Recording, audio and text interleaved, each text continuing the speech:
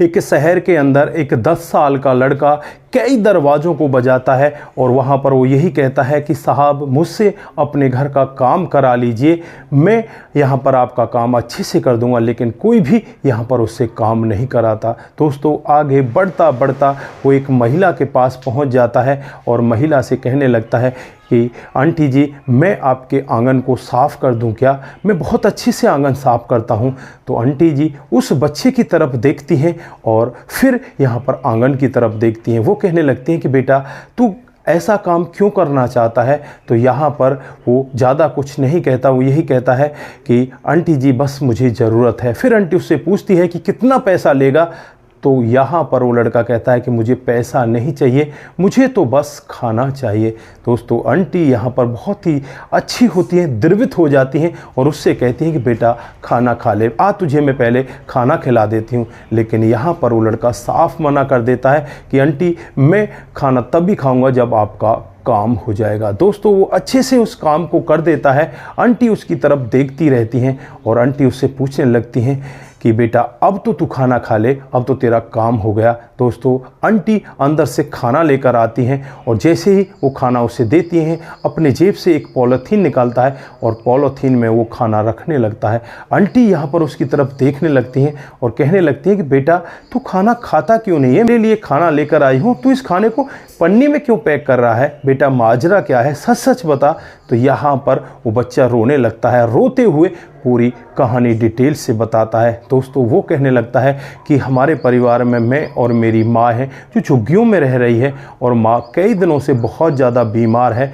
कल मैं उसे सरकारी हॉस्पिटल भी लेकर गया, वहाँ पर डॉक्टर ने दवा तो दे दी लेकिन उन्होंने कहा था कि ये खाली पेट नहीं देनी है, खाना खाने के बाद देनी है।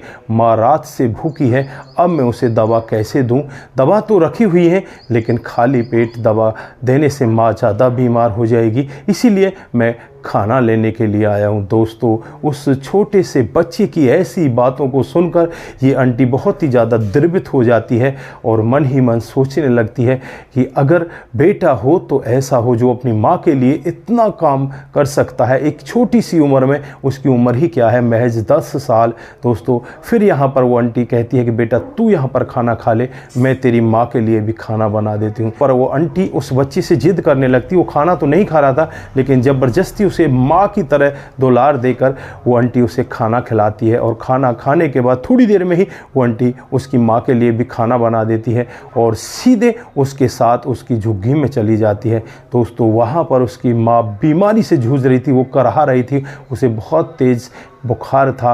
अब यहाँ पर जब ये आंटी उसके दरवाजे पर पहुँचती हैं तो सामने वो भी एक बार के लिए बैठने की कोशिश करती हैं लेकिन वो बैठ नहीं पाती। तो यहाँ पर ये आंटी कहने लगती हैं कि आप लेटी रहिए, आप अगर थोड़ा सा उठ सको तो खाना खाने के लिए बैठ जाइए। फिर उन्हें बैठाती हैं और बैठाने के बाद ये आंटी खुद अपने हाथों से खाना खिलाती हैं और कहने लगती हैं कि आप बहुत बीमार हो, आपको दवा लेने की ज़रूरत है, लेकिन आपका जो बेटा है वो लाखों में एक है। ऐसा बेटा अगर हर घर में हो तो माँ सुखी हो जाती है। आंटी से ऐसी बातें सुनकर वो बेटा भी थोड़ा सा खुश होता है लेकिन यहाँ पर उसकी माँ बहुत ज़्यादा खुश होती है।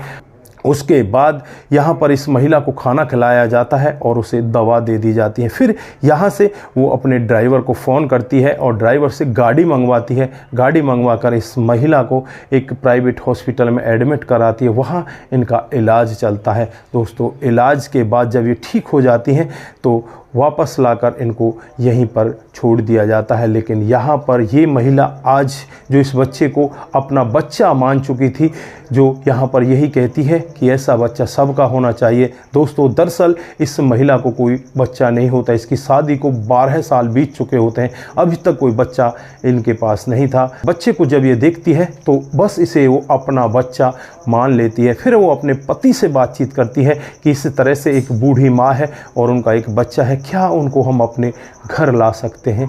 तो यहाँ पर उसका पति भी कहता है कि ठीक है, जैसी तुम्हारी इच्छा।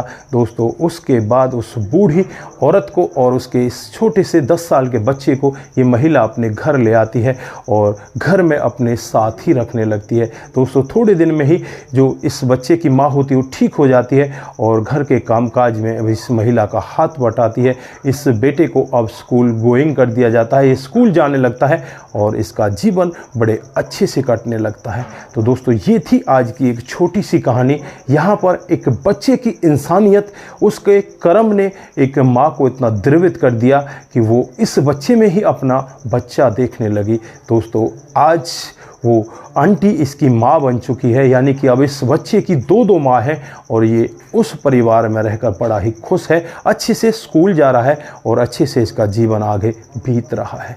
तो दोस्तों, यहाँ पर आप लोग क्या कहना चाहते हैं, आपकी जो भी राय है एक बार कमेंट बॉक्स में ज़रूर दीजिएगा। आज के लिए बस इतना ही, फिर मिलते हैं किसी नए मोड के साथ। तब तक के लिए आप अपना ख्याल रखें, परिवार का ख्याल रखें, सतर्क रहें, सावधान रहें। नमस्कार, जय हिंद,